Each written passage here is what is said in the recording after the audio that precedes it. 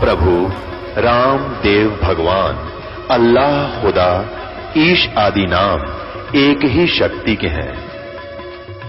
वो कैसा है, कहां है, कैसे मिलता है, किसने देखा है?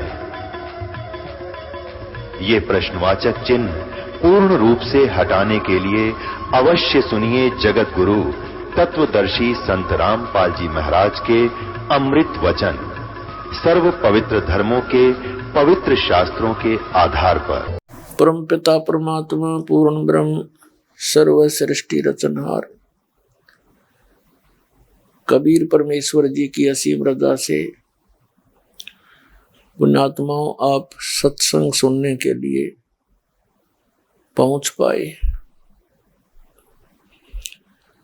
भक्ति मुक्ति के दाता सतगुरु भटकत प्राणी फिरंदा, उस साहिब के हुक्म बिना नहीं तरवर पात हिलंदा। परमेश्वर परम अक्षर ब्रह्म सत्य पुरुष की महिमा उन महापुरुषों ने जो बताई है, जिनको परमात्मा मिले हैं और परमात्मा की महिमा से जो परिचित हुए हैं, आंखों देखा है। उन महापुरुषों ने जो ज्ञान दिया है वो सच्चा ज्ञान है, वो तत्व ज्ञान है, वो यथार्थ आध्यात्मिक मार्ग है। जैसा कि पवित्र वेदों में विधान बताया है परमेश्वर का कि वो परमात्मा इस काल के लोक में यथार्थ ज्ञान देने के लिए स्वयं ही आते हैं। उस पूर्ण परमात्मा सत्य पुरुष अर्थात कबीर साहिब की कृपा से ही प्राणी यथार्थ ज्ञान को समझ पाता है।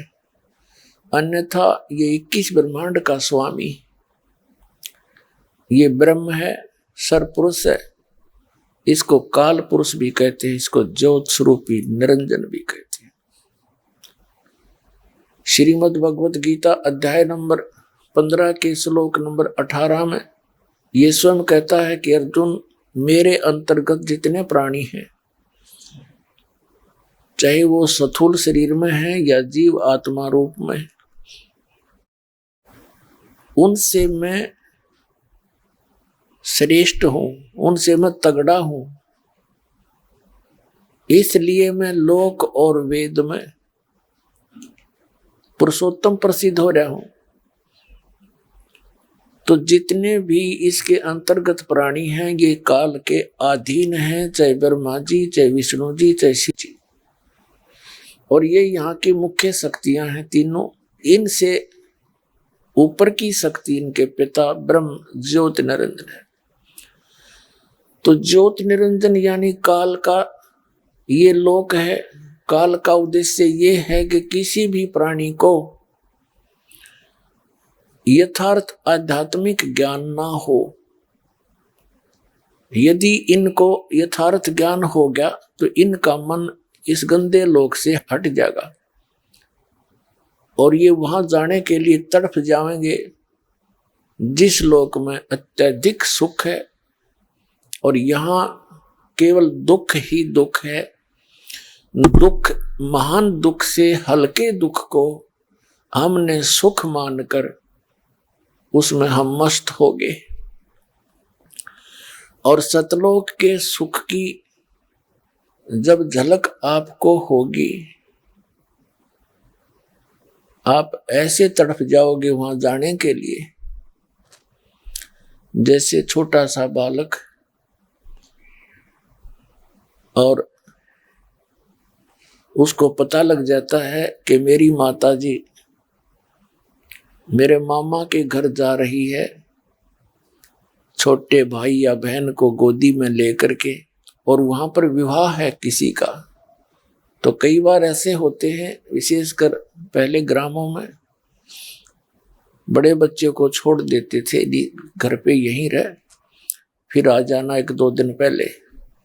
तो वो बच्चा फिर इतना रोता था, आए मैं भी मामा के जाऊंगा। तो पुण्यात्माओं, आप जी को अभी ज्ञान नहीं हो सतलोक के बारे में, वहां क्या सुख है। तो जब आपको ये पक्का यकीन हो जाएगा सचमुच वहां पर ये सत्य वस्तु है, सारे सुख हैं, जन्म मृत्यु, वहां बुढ़ापा भी नहीं है और मरण नहीं है, वहां किसी चीज का अभाव नहीं है, बाग बगीचे सदाबहार, फल काजू किस्मत ये मेवे सदाबहार हैं, वहां पर ऐसी ही सृष्टि है। इन मूर्ख लोगों ने ज्ञान था नहीं, काल प्रेरणा से अपने आप को ये मूर्ख परम संत सिद्ध करके भोली आत्माओं को गुमराह करके उनका जीवन नाश कर दिया, अपना भी कर लिया। और बताते रहे सतलोक में कुछ नहीं है, प्रकाश ही प्रकाश है, आत्मा उसमें जाकर मिल जाती है, वही परम शांति है। अगर ऐसा भी प्रोसेस होता तो भी हम मान लेते कि तब प्रमाण तो दिखा दो किसी भी शास्त्र में, किसी संत ने जिसने सतलोक देखा हो। और फिर जिस परमात्मा के ज्ञान के आधार से सतलोक के विषय में आगे पंथ चले हैं वो परमेश्वर कबीर जी ही हैं। कबीर परमेश्वर जी के ही ज्ञान से आगे ये पंथ पनपे हैं। उससे पहले कोई सतलोक और सचखंड न जाना नहीं था। कबीर परमेश्वर जी ने, अकाल मूर्त ने आदरणीय नानक साहिब जी को सचखंड दिखाया, फिर वापस छोड़ा। उसके बाद सचखंड की जानकारी पृथ्वी पर प्रारंभ हुई। उसी को आधार मानकर ये पंथ पनप गए। राधा स्वामी पंथ, धन धन सतगुरु सच्चा सौदा, सिरसा और जगमाल वाली पंथ, ठाकुर वाला ठाकर सिंह और ये कृपाल सिंह मिशन, ये सारे उस एक का कुएं का पानी है। जगमाल सिंह उस शिवदयाल जी आगरा वाले का। तो आगरा में जो शिवदयाल जी हुए हैं उनसे ये राधा स्वामी पंथ चला मानते हैं। वो पंजाब के रहने वाले थे, गुरु ग्रंथ साहिब का पाठ करा करते, पढ़ा भी करते वाणी। उसमें से सतलोक सचखंड तक सुन लिया, आगे कख पता नहीं था। अज्ञान विधान बना के और करोड़ों व्यक्तियों को गुमराह करके आप भूत बन के बुक्की में बोल रहा अपनी शिष्या में, अपना नाश जीवन नाश किया, करोड़ों व्यक्तियों को डुबो दिया, कई कई पीढ़ी नाश कर दी उनकी। और वहां बताते हैं सतलोक में कुछ नहीं है। उन महापुरुषों ने जिन्होंने परमात्मा को देखा सतलोक गए, वापस छोड़ा मालिक ने। उन महापुरुषों ने जो ज्ञान दिया वो सच्चा ज्ञान है, उसको आधार मानना हमारे लिए हितकर है। इस अज्ञान से हटकर इस सच्चाई को ग्रहण करना चाहिए। उन महापुरुषों ने क्या बताया, कौन कौन है वो महापुरुष जिनको परमात्मा मिले, सचखंड लेकर गए फिर वापस छोड़ा। अजब नगर में ले गए हमको सतगुरु आने, जल के बिंब अगाध गति हम सूते चादर ताने। आदरणीय गरीबदास साहिब जी, गांव छुड़ाने, जिला झज्जर, हरियाणा प्रांत वाले उस महापुरुष को स्वयं परमेश्वर सचखंड से आकर एक जिंदा महात्मा के रूप में छुड़ानी गांव के खेतों में मिले, जंगल में। वहां से उस पुण्यात्मा 10 वर्ष के बालक गरीबदास जी 10 वर्ष के शरीर में थे, उनको लेकर सचखंड गए। सारे ब्रह्मांडों को दिखाया अपनी उनकी दिव्य दृष्टि से, और श्री ब्रह्मा, श्री विष्णु, श्री शिव जी की सतीथि से परिचित कराया, उनसे वार्ता करवाई। उन्होंने स्वयं स्वीकार किया कि हमारा जन्म और मृत्यु होता है, हम अजर अमर नहीं है। धर्मराज के दरबार में जहाँ यहाँ का न्यायाधीश है वहां लेकर गए उस पवित्र आत्मा को। वहां जो वार्ता हुई वो गरीबदास साहिब जी ने अपनी अमृतवाणी में लिखवा रखी है। सचखंड में जो देखा,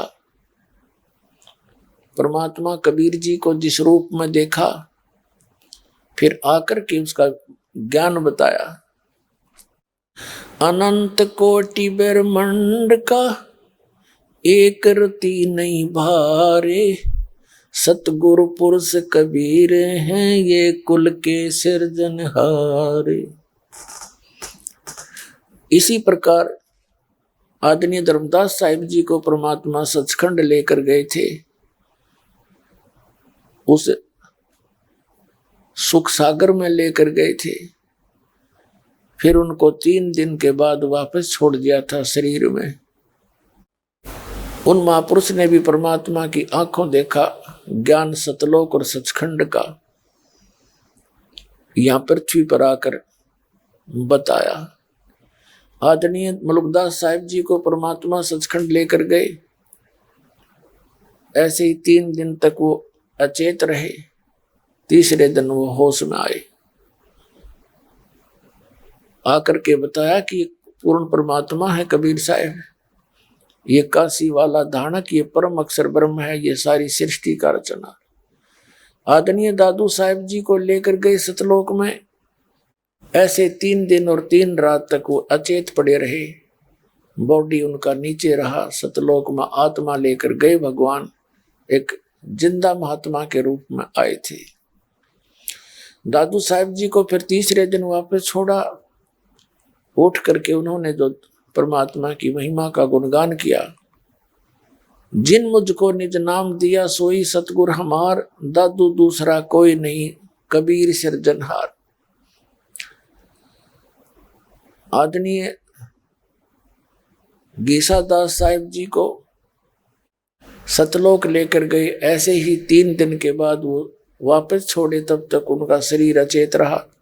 उन्होंने भी अपने ग्रंथ में, अपनी वाणी में लिखा है कि कबीर करता आप है। कबीर साहब जो हैं ये स्वयं ही मालिक है, जग के तारणहार। गीसा साहब जी कहते हैं कि ये सारी सृष्टि के पार करने वाले, सबका सर्जनहार यही है। तो इस प्रकार हमने पहले तो जिनको भगवान मिले ये आंखों देखे तस्दीद गवाह हो गए, आई विटनेस बोलते हैं जिसको। दूसरे फिर हमारे सदग्रंथ पवित्र वेद जिनको हम सिरोधार्य मानते रहे हैं, इनमें जो लिखा है वो वही लिखा है जो उन महापुरुषों ने आंखों देखा बताया। तो इससे अपने आप सिद्ध हो जाएगा कौन है वो भगवान, कौन है परमात्मा। और ये सारा कुछ सत्संग सप्रियतन, ये प्रमाण प्रोजेक्टर के माध्यम से, सीडी बनाए हैं इनके माध्यम से, ये बताने और दिखाने का उद्देश्य यही है कि आप जी को ये दृढ़ विश्वास हो जाए कि कबीर इज गॉड। और कौन कबीर? वो धानक कबीर, जुलाहा कबीर जो काशी में आए थे। तो फिर आप ये तो निश्चिंत हो गए कि कबीर परमात्मा है। अब दूसरा फिर अध्यात्म यानी समाधान क्या है उसका? हमने सतलोक जाना है, और जो सुख हम खोजते हैं, जिसकी इच्छा करते हैं, वो सतलोक में ही मिल जाएगा। जैसे हमें पहले ज्ञान नहीं था, हम स्वर्ग तक की इच्छा करते थे, और स्वर्ग में हम घना सुख मान्या करते थे, तो वो स्वर्ग में जाने से ही मिलता है, ये भी हमें मालूम था।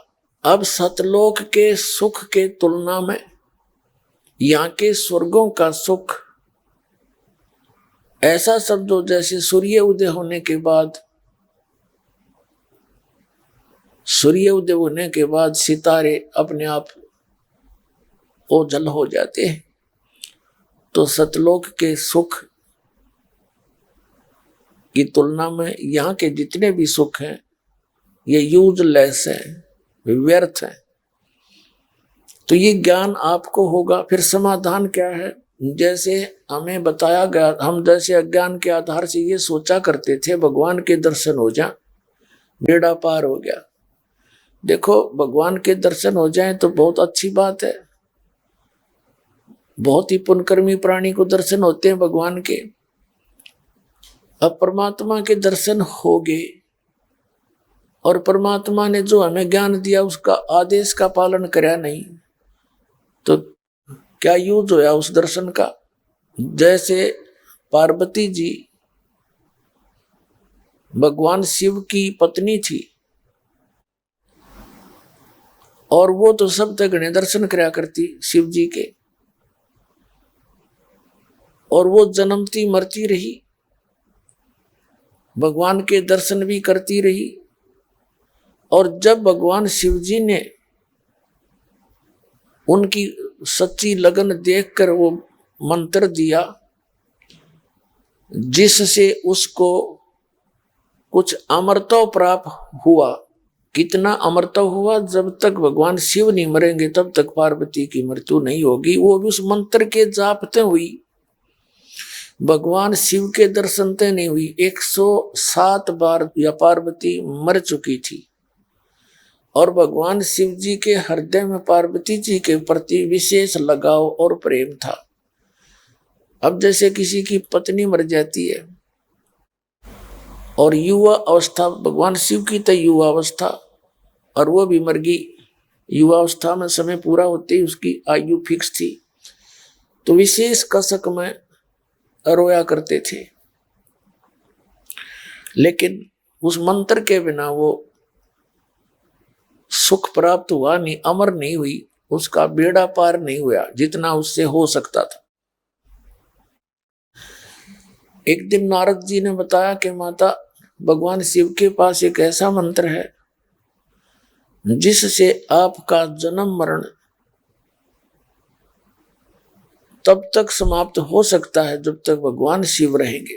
अब उन्हें तो इतना ज्ञान था कि तुम्हारी जन्म मृत्यु समाप्त हो सकती है।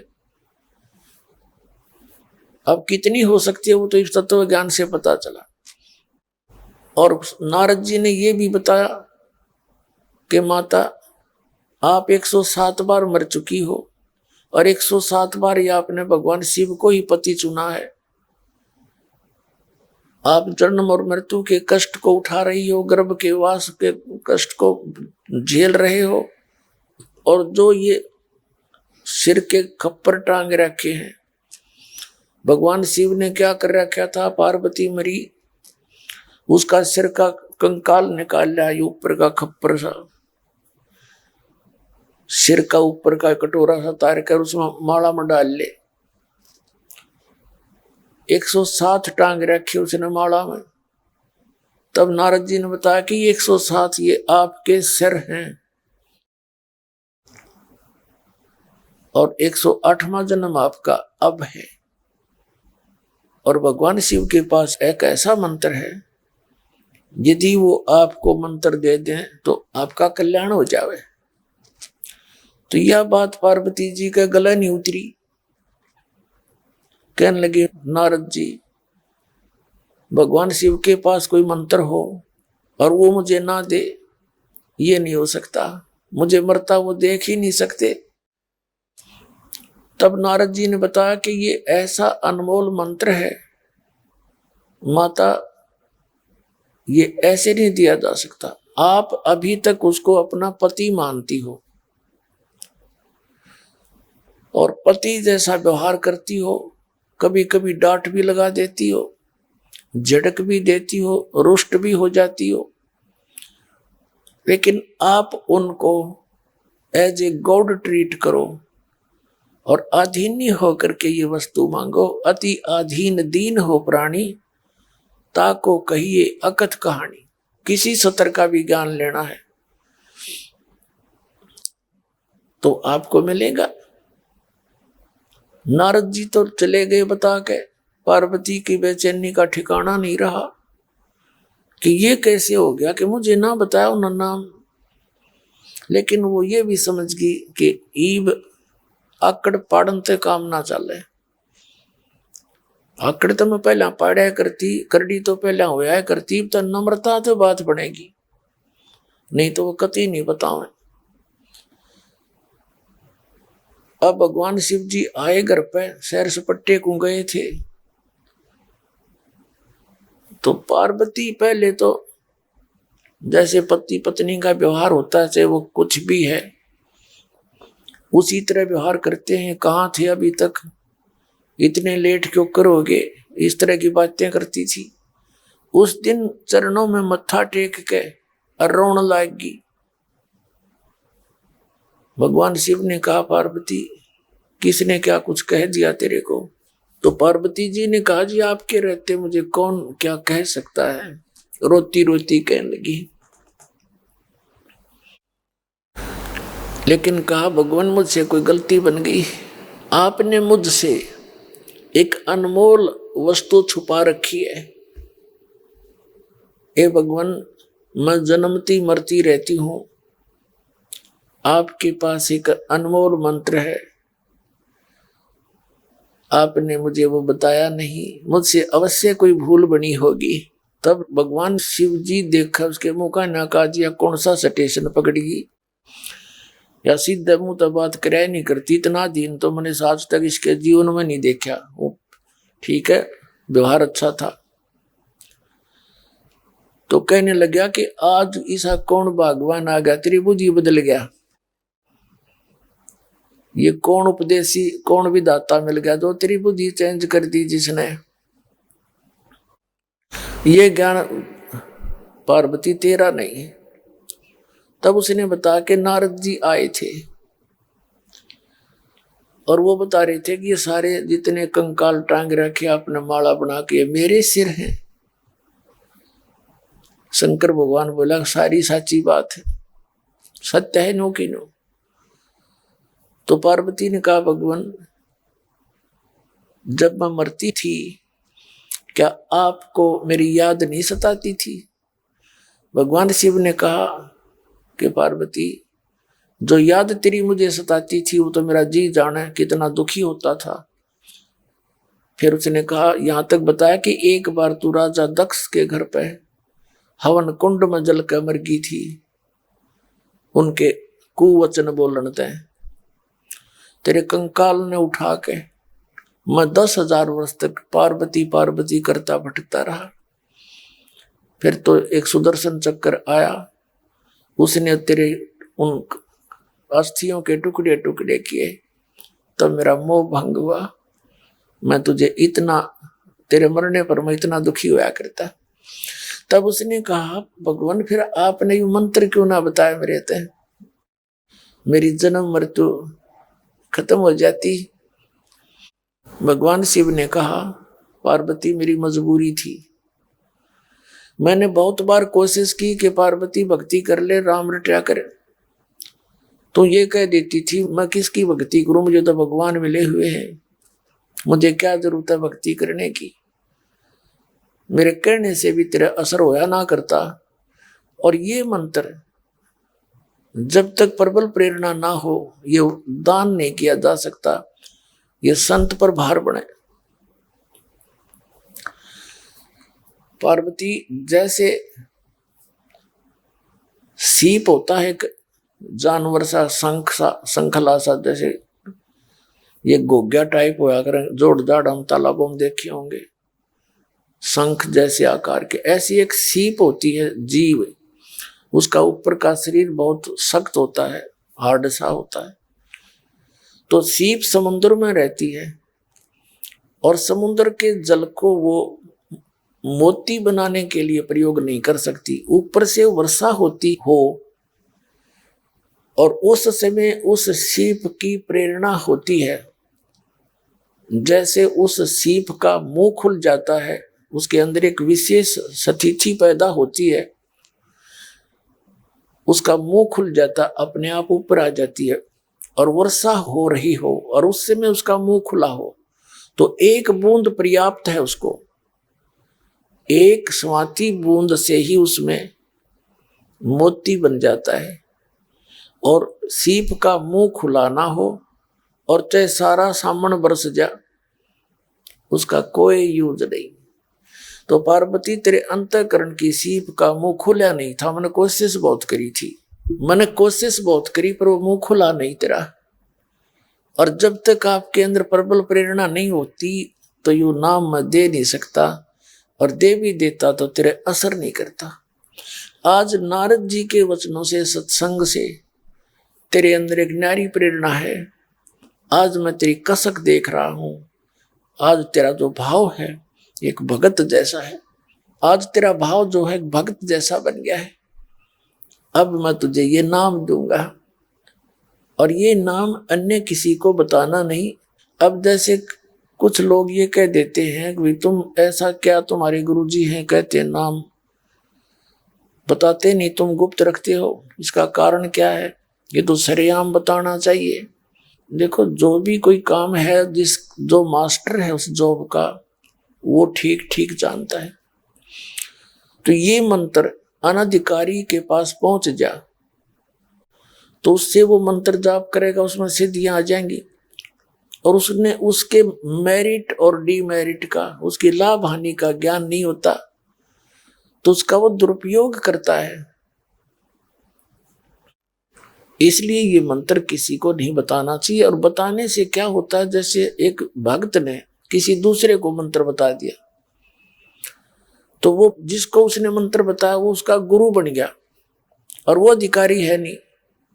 अनअधिकारी व्यक्ति ने अपना पासपोर्ट बना रखे हो और वो उसे नकल करके दूसरे का बना दे और अपनी मोहर मार दे, तो दोनों दोषी हो गए। अपना भी काम बिगाड़ा, उसको मिसगाइड कर दिया। तो दूसरी शब्दों में, जैसे ये राक्षस क्यों कहलाए, वही ऋषि थे, वह सारे सभी ब्राह्मण थे, और जिन्होंने मर्यादा पालन करी नहीं और भक्ति करते रहे, तो उनमें दुर्बुद्धि ज्यादा प्रफुल्ल, तो वो दूसरे भक्त जो मर्यादा में रहते थे उनके साथ विरोध करने लग गए। उनकी क्रियाएं देखकर गुरुओं ने उनको रिजेक्ट कर दिया कि बाहर जाओ, यहां से निकलो एक तरफ। तो वो दूर चले जाते, फिर उनका समूह बन गया। जो व्यक्ति भक्ति मार्ग में बाधक होता है, गुरु लोग उसको समझाने की बहुत चेष्टा करते हैं, बेटा ये मर्यादा मत तोड़, ऐसे मत कर, ऐसे ना कर। जब वो नहीं मानते हैं तो उनको अपने मिशन से बाहर कर दिया जाता है। तो वो ब्राह्मण लोग ऋषि थे, ऐसे जो रिजेक्ट होते गए, कोबद छोड़ी नहीं, विकार त्यागे नहीं, और भक्ति भी करते रहे, तो फिर वो दूर चले जाते। ठीक है, हमने कोई जरूरत नहीं, हम अपने आप भक्ति तो कर ही रहे हैं, हम नाम ले ही लिया है। उनका फिर ग्रुप बन गया, उनमें दुर्बुद्धि थी ही, तो वो सिद्धियां तो उनमें आ गई, उन्हें कोबद शुरू कर दी, और जिस कारण से फिर राक्षस कहलाए। तो इसलिए भगवान शिव ने कहा कि पार्वती, आज नाम दूंगा तेरे को, आज मेरी आत्मा घनी खुश होगी, और ऐसे स्थान पर दूंगा कोई पक्षी भी ना सुन ले। इस मंत्र ने अपने आत्माओं समर्थ के मुख से सुना हुआ कोई मंत्र है, सत्संग है, उसका विशेष प्रभाव होता है। अब उसका इसमें प्रमाण भी आपको मिलेगा। जहां आज अमरनाथ नाम से एक धाम बना हुआ है, वो अमरनाथ कैसे बना था उसकी ये सारी स्टोरी है, सुनो ध्यान से सुनना। उस स्थान पर एक सूखा वृक्ष था जिसके टहनी नहीं, पत्ते नहीं थे, सूखा खड़ा था। उसके नीचे जाकर उसके पास बैठ गए भगवान शिव और पार्वती, और कहा कि यहां इसलिए बैठे कि कोई पक्षी भी आ गया तो आता भी दिखेगा, क्योंकि पत्ते हैं नहीं, तो उसको उसमें मंत्र देना बंद करके उसको भगा दिया जाएगा। उस सूखे वृक्ष की खोगर में एक सुराख से होते हैं, बड़े बड़े पेड़ होते भारे भारे, अब तो पेड़ खत्म हो गए, और उसके अंदर एक सुराख सा होता था, उसको खोगर बोल रहे हैं देसी भाषा में। उस वृक्ष की खोगर में एक तोता, मादा तोता ने अंडे उत्पन्न कर रखे थे। वो भगवान शिव को पता नहीं था, तो भगवान शिव ने वहां बैठ के पार्वती को बैठा लिया, एक आसन बिछा के, आप भी बैठ गए, और वहां पर ऐसे जोर जोर से 3 बार तारी बजाई ने, इतना भयंकर नाद होया। आसपास के जितने भी पक्षी थे, पशु थे, वो इतने भयभीत हो गए, उड़ गए, भाग गए दूर। अब तब पार्वती जी को भगवान शिव ने कौन सा मंत्र दिया था? जो दास आपको प्रथम मंत्र देता है, ये 5 नाम का, ये बीच बीच के 5 नाम दिए थे। आपको तो कंप्लीट कोर्स दिया गया क्योंकि इनको कंप्लीट ज्ञान नहीं था। ये 5 नाम का जो चक्कर है ये बहुत पुराना है, लेकिन ये 5 नाम कौन से थे ये बताए नहीं जाते, जिस कारण से अन्य लोगों ने अटकल लगाकर अन्य नाम शुरू कर दिए। ओंकार, निरंकार, ज्योत स्वरूपी, ज्योत निरंजन, सतनाम और फलाना नाम, ये वो मंत्र नहीं है। और इन 5 नामों से मोक्ष नहीं है, पूर्ण मोक्ष नहीं है, ये सहयोगी है उस मोक्ष के। जैसे प्राइमरी कक्षा है, 5वीं कक्षा पढ़ ली, ये कंप्लीट पढ़ाई नहीं हुई, ये प्रथम स्टेज है उसकी। तो ये समझो जैसे फर्स्ट एड होती है, तो भगवान शिव ने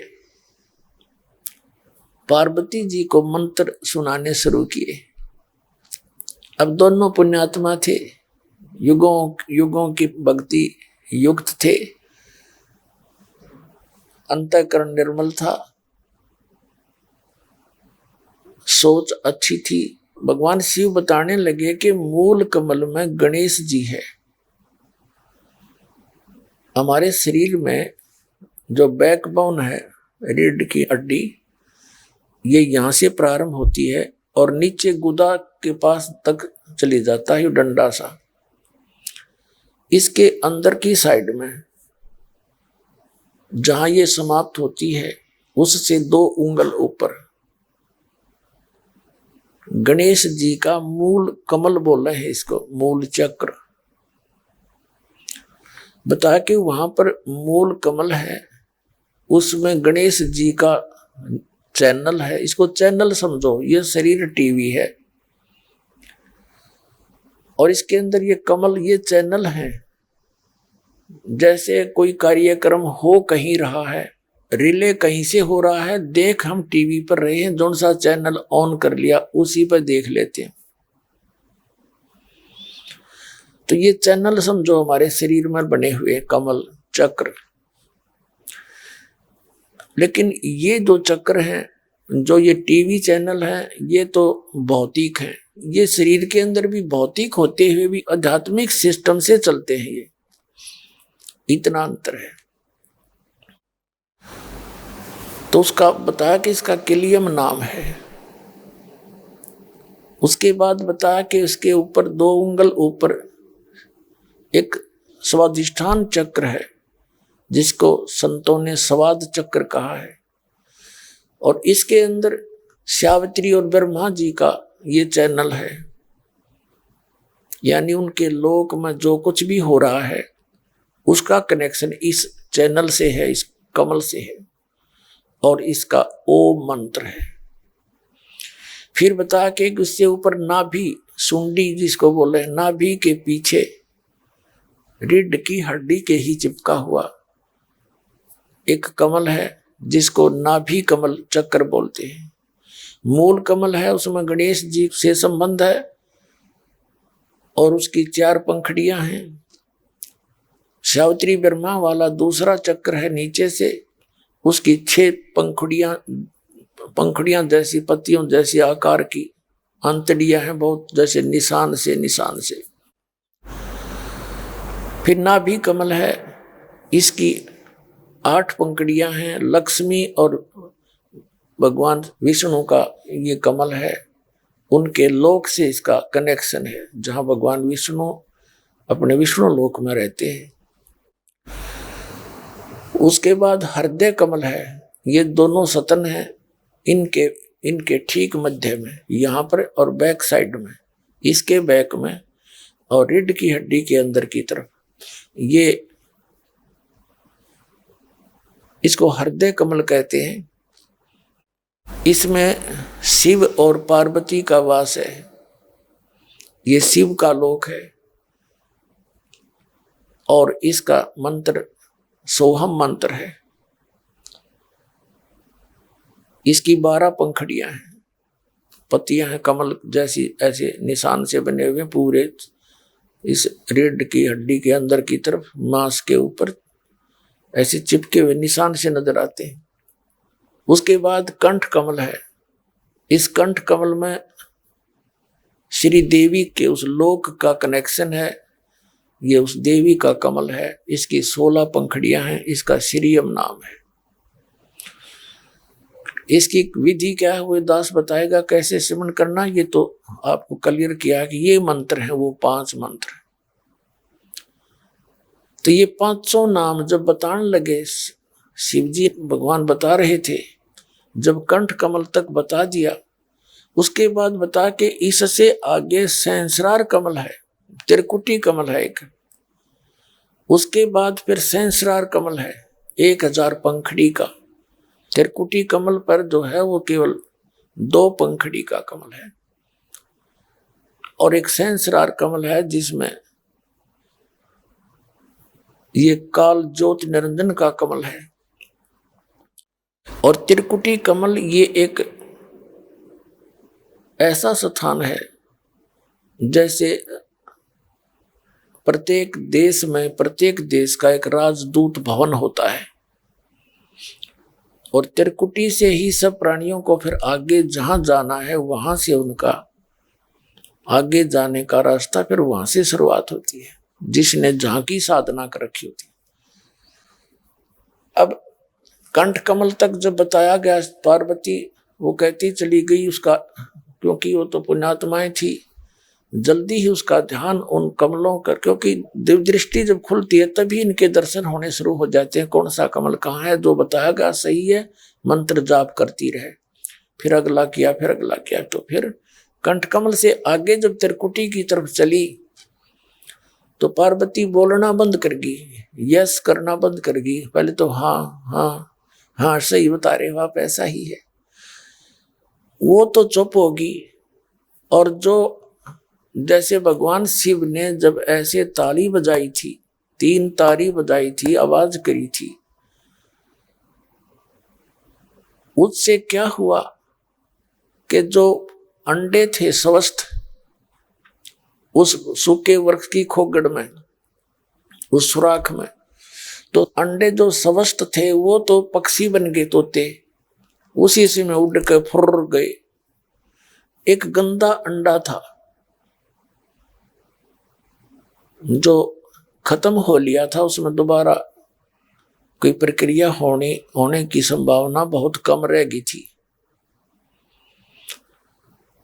अब क्या हुआ, और वो जैसे पुण्यात्माओं ये अस्थियां जो उठाते हैं ना, अस्थियां क्यों उठाते हैं,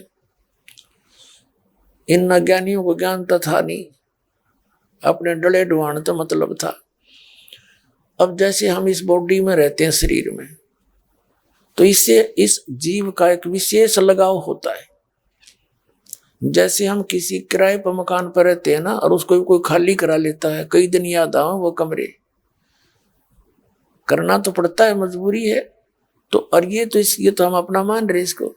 इसकी मृत्यु के उपरांत कुल के लोग तो इसको फूक फाक देते हैं, इसका नामो निशान मिटा देते हैं, और वो जाता है ऊपर अपना कर्म का अकाउंट करा के फिर उसको वापस भेज देते हैं, क्योंकि 13 दिन में इसका सारा प्रोसेस पूरा हो लिया। तपस्या पे भी जा लेता है, वहां भी कष्ट उठा लेता है, फिर अन्य सब अकाउंट करा के इसको जो भी अगला जीवन मिलना है वो मिल जाता है, इसको वापस पटक दिया जाता है। तो जब ये वापस वहां आता है उस क्षेत्र में, ये कहाँ जाता है, घर पे आता है। घर से पता लगता है कि तेरे शरीर को कहाँ शमशान घाट पर फूका होगा, वहां जाता है। तो वहां इसने एक हड्डी भी मिल जाती है ना अपने उस शरीर की, उसका चिपक जाता है, या बेरी है। वहां से फिर ये सेवड़े टाइप के जो जंतर मंत्र करनी है, नकमी आत्मा, ये उन हड्डियों को उठा ले जाते हैं, और वो भूत साथ चला जाता है वो प्राणी। फिर उसको वो अपने जंतर मंत्र से काबू करके उसका दुरुपयोग करते रहते हैं। तो अस्थियां उठाने का ये सिस्टम इन नकलियों ने शुरू करवाया, नकली गुरुओं ने, क्योंकि पहले तो साधना गलत करवाई। जिसे भूत तो बनना ही था, उन्हें भी पता था कि भूत बने का होगा, और फिर उनने तो समाधान कराओ, फलाने मेरा बाबू बोल रहा था, पिताजी बोल रहे हैं, फिर वो जंतर मंत्र करें जाओ, ये बोले जाओ, पिताजी तो हो लिया काम उसका खराब सारा। तो इसलिए इन्होंने एक विकल्प खोजा कि इन सभी अस्थियों को उठाकर ऐसे गहरे जल में डालो, बह जाओ, पता ही ना लगे कित गहरे कित नहीं। और ये भूत यहां से भाग जा उस अपनी अस्थियों की तलाश में। तो वो देखते जाते हैं कहां कहां गए, उनको पता लग जाता है एक दूसरे भूत तक, तेरी हड्डी वहां ले गए, तो वहां तक जाता है ये जहां तक वो अस्थियां गई हैं। या तो वो ऐसे पकड़ा जाता अस्थि होगी तय, नहीं फिर वो वापस आ जाता वहीं पर जहां ये पहले रहा करता, वहीं आशा जहां आशा था वासा हुई। तो इस प्रकार वो भूत ये अस्थियां उठाने की प्रक्रिया या नो सेलेक्ट की गई थी। लेकिन जब हम ऐसी भक्ति देंगे, अब वो अस्थि डालते क्या मुक्ति होगी उसकी, और के वो घर छोड़ कर चलेगा, सबके घर बैठे हैं भूत उनके परिवार के।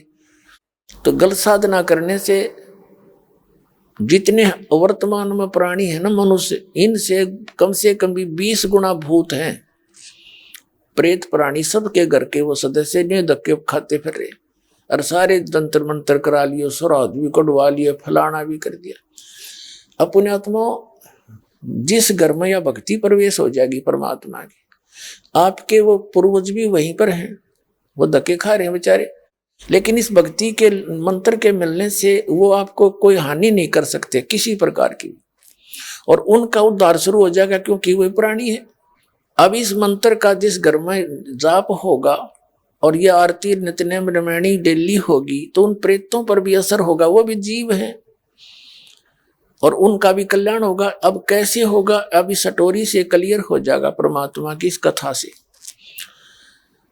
अब वो एक आत्मा का, जैसे कई आप देखते हो गर्भपात से मरण होता है, जैसे आपने श्री महावीर जैन जी का इतिहास दास ने बहुत बार दिखाया, उसमें उसके कई लाख बार तो गर्भपात से मरण होया, यानी जीव था उसका संस्कार ऐसा था कि गर्भपात, इतना ही मनुष्य जीवन था उसका, कुछ महीने 2 महीने 6 महीने का, वो गर्भपात होकर मर गया और नेक्स्ट जूनी उसने प्राप्त करी। तो इसी प्रकार एक आत्मा का उस गंदे अंडे में इतना ही संस्कार था, उसने वो जन्म उसमें प्रवेश होना था और उसका खत्म होना था, ये समझ लो गर्भपात था उसका, वो खत्म हो जाता वो जीव।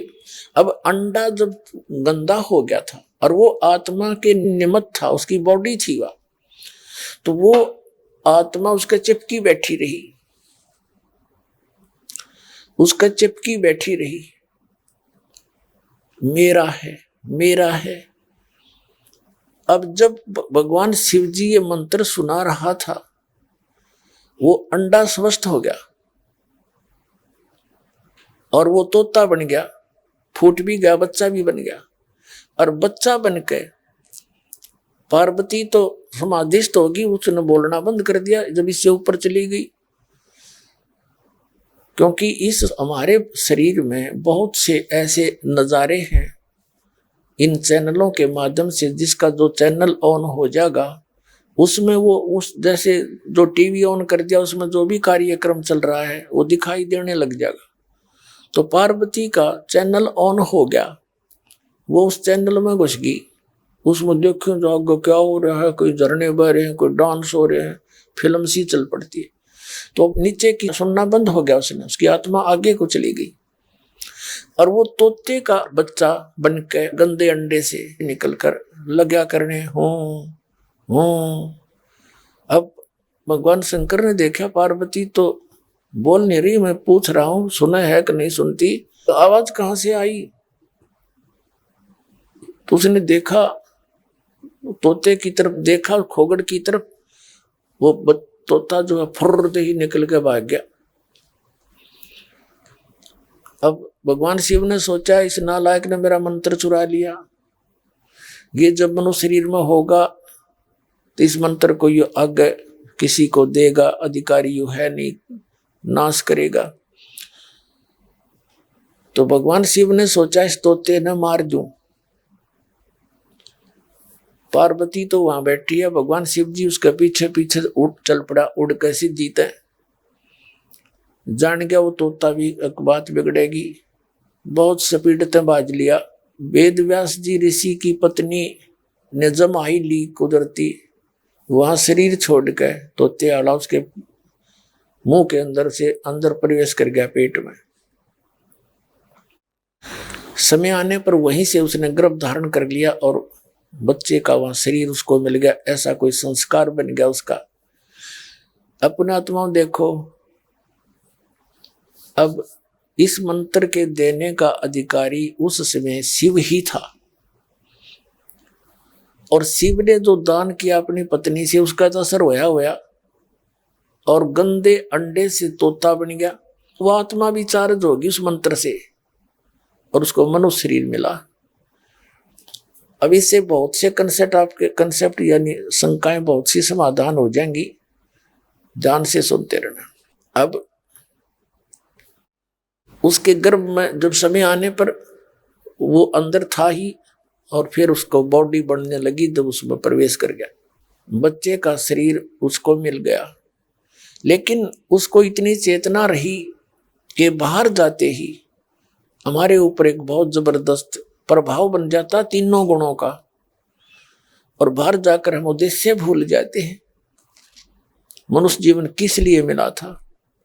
इसका उद्देश्य केवल आत्म कल्याण के लिए है। बाकी तो हम वैसे जैसे संतान उत्पत्ति हमारे संस्कार है, थोड़ा बहुत झोंपड़ी मकान बना लेना आवश्यकता है, रोजी रोटी के लिए पेट के लिए कार्य करना ये भी आवश्यकता है, लेकिन मूल उद्देश्य क्या है? केवल परमात्मा की सत साधना और मोक्ष कराना है। तो ये हम भूल जाते हैं, और जो परंपरागत हमारी क्रियाएं हैं, जो जैसे भी जिस परिवार में कुल में जन्म होता है उन्हीं में हम रंग जाते हैं और उद्देश्य भूल जाते हैं। तो इस डर से वो बाहर नहीं आया कि बाहर जाते ही तीनों गुणों का प्रभाव, त्रिगुणमयी माया, रजगुण ब्रह्मा, सतगुण विष्णु, तमगुण शिव जी से निकल रहे ये तरंगे ये जीव को अचेत कर देती है। तो ये 12 वर्ष तक मां की गर्भ से नहीं निकला। 12 वर्ष जब हो गए तब भगवान शिव आए पीछे पीछे, तब उसी समय की कहानी है। शिव जी आए पीछे पीछे और उसको कहने लगे व्यास की पत्नी को कि हे व्यास की पत्नी, तेरे गर्भ में मेरे मंत्र का चोर है, मेरे ज्ञान का चोर है, इसको मैं मारूंगा। अब उसकी व्यास की पत्नी कहने लगी महाराज मुझे तो ज्ञान नहीं, क्या बात होगी, कुछ कहानी सुनाओ। कि इसने मेरा मंत्र सुन लिया, पार्वती को मंत्र दूं था, ये ऐसे ऐसे था, क्या बात हुई, कैसे छुपा रहा ये, और ये मेरा मंत्र सुनकर ये अमर हो गया, और इस मंत्र को यू आगे और बताएगा तो समस्या हो जाएगी। तो व्यास की पत्नी कहने लगी हे महात्मा जी, हे भगवान, एक तरफ तो आप कहते हो आपके मंत्र सुनते यू अमर हो गया, वो अमर हो गया तो आप मारोगे कैसे इसको? अब शिव जी इस बात से परिचित हुए सचमुच, जब तो वापस आ गए। फिर 12 वर्ष तक ये गर्भ से बाहर नहीं आया इस डर से। अब देखो पुण्यात्मा, इस अध्यात्म शक्ति के कारण जो उस भगवान शिव से इसने वो सुना था, उससे उसमें इतनी चेतना होगी, इतना चार्ज हो गया, अपनी सब इच्छा से बाहर नहीं आया और वहां बैठा रहा। तब तीनों देवता इकट्ठे होकर आए। उसकी माँ ने उसका गर्भ में नाम रख दिया सुखदेव। बेटे ने मेरे को कोई परेशानी नहीं इसके गर्भ में रहने से, नहीं तो 9 महीने में माता परेशान हो जाती है। और व्यास की पत्नी कहती है कि इस पुत्र के बच्चा अंदर है, मुझे कोई दुख नहीं।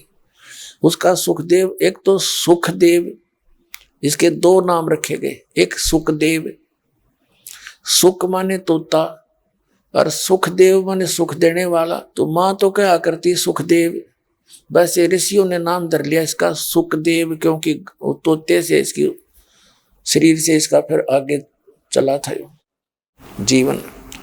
तो तीनों देवता आकर कहने लगे सुखदेव तू बाहर आ जा, तेने तो हमारी सारी परंपरा खराब कर दी।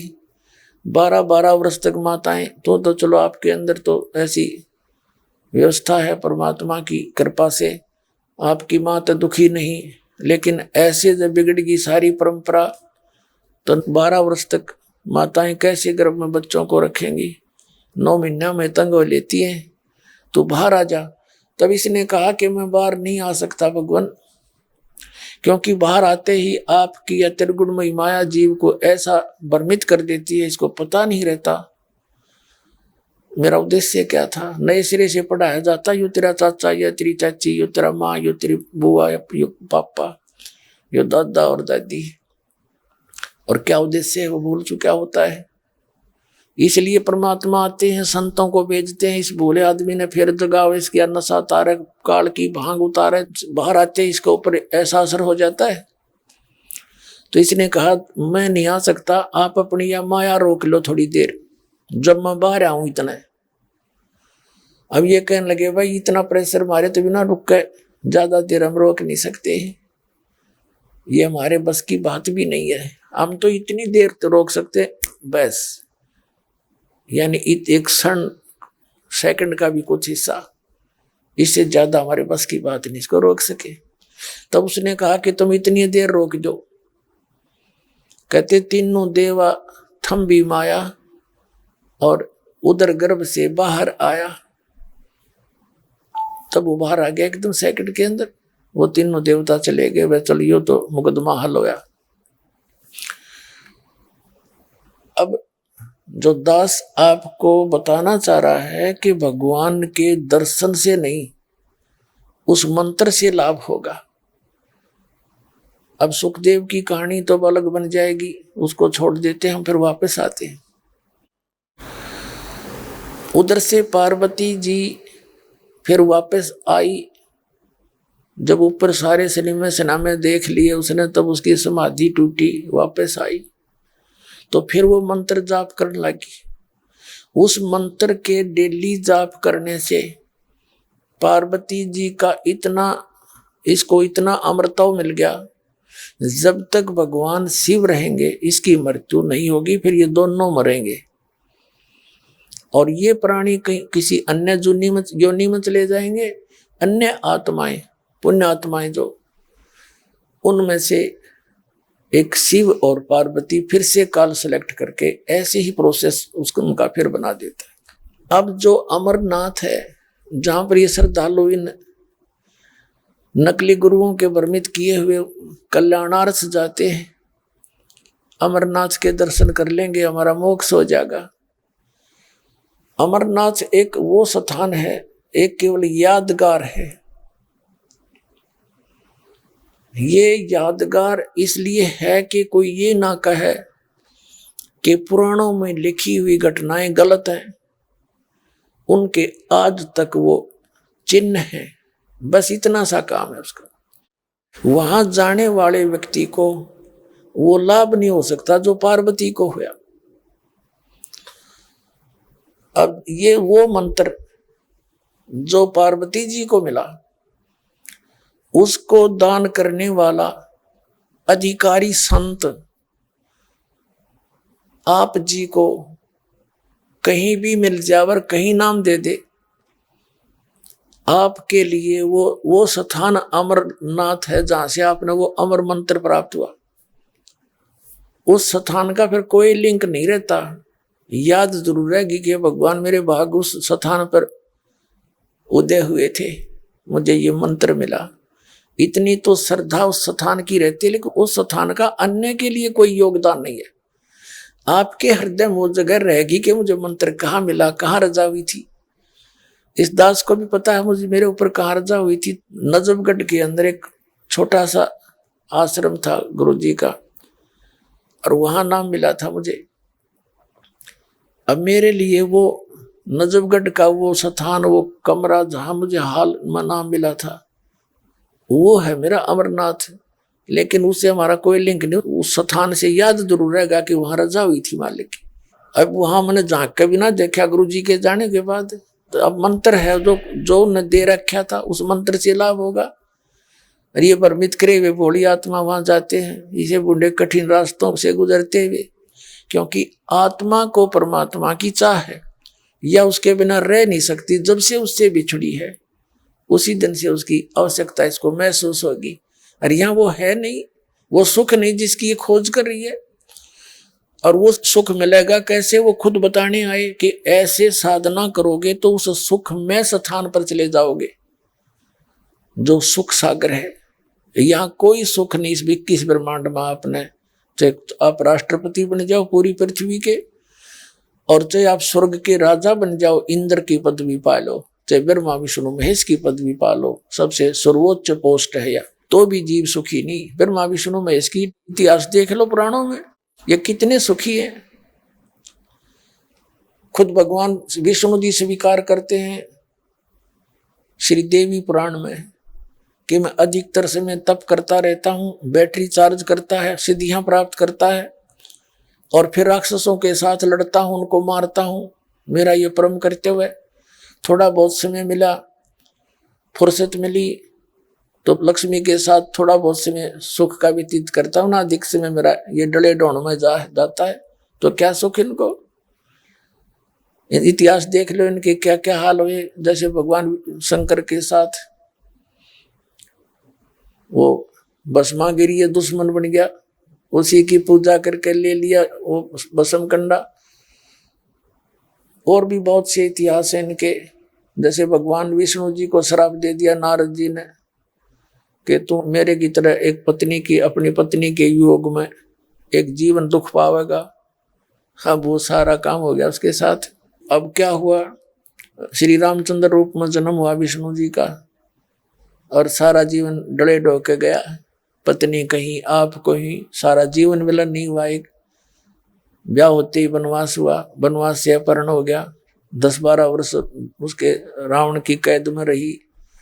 फिर वहां से लाए छुटवा के तो आप पे निकाल दी, तो जंगल में टाइम पास किया। उस बेचारी गर्भवती वैसे थी। तो क्या सुख है इनको। फिर श्री कृष्ण रूप में जन्मे, उनका जीवन देख लो। मामा दुश्मन जरासिंह लठ लेकर आ गया, कभी शिशुपाल मारना आवे, हाहाकार मची रही। आखिर में इस स्थान छोड़कर, मथुरा को छोड़कर भगवान द्वारका जाना पड़ा कि मूर्खा गेला किस किस के माथा मारूं। और ये हमने कहे तो मथुरा में जाओ, वृंदावन में धक्के खाओ, मोक्ष हो जाएगा। भगवान तो उसको छोड़कर चले गए थे द्वारका में, वहां तो रहे बहुत कम थे। और द्वारका का नामो निशान मिटवा दिया।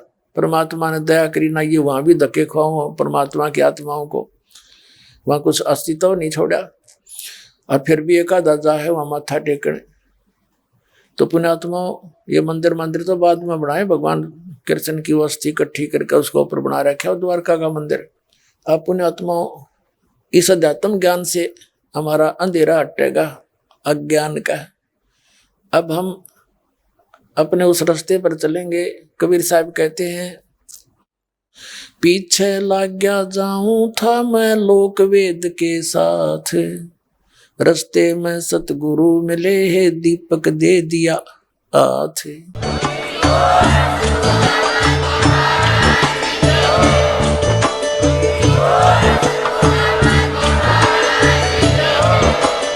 आप सुन रहे थे जगत गुरु तत्वदर्शी संत रामपाल जी महाराज जी के मंगल प्रवचन। अधिक जानकारी के लिए विजिट कीजिए हमारी वेबसाइट www.jagatgururampalji.org। संत रामपाल जी महाराज जी के शुभ आशीर्वाद से पूरे विश्व भर में 500 से भी ज्यादा नाम दीक्षा केंद्र हैं, जिन पर संत रामपाल जी महाराज जी द्वारा ऑनलाइन निशुल्क नाम दीक्षा दी जा रही है। अपने नजदीकी नाम दीक्षा केंद्र का पता करने के लिए संपर्क करें 8222880541।